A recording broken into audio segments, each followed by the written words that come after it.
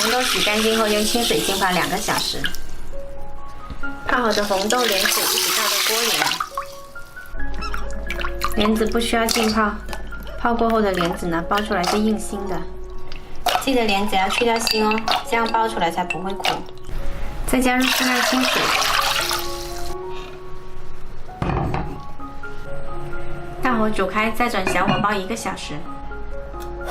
再来把板栗切成小块。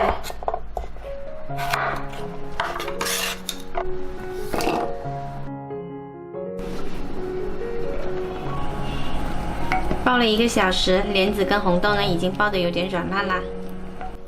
把板栗加进来，还有1小把百合。再来少许桂圆，调大火煮开，转小火，再煲半个小时。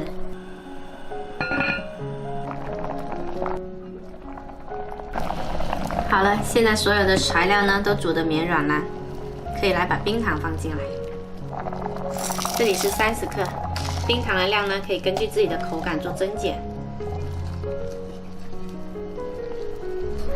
过年过节大鱼大肉吃多了，可以煲一款栗子红豆莲子糖水，清热安神，特别好喝。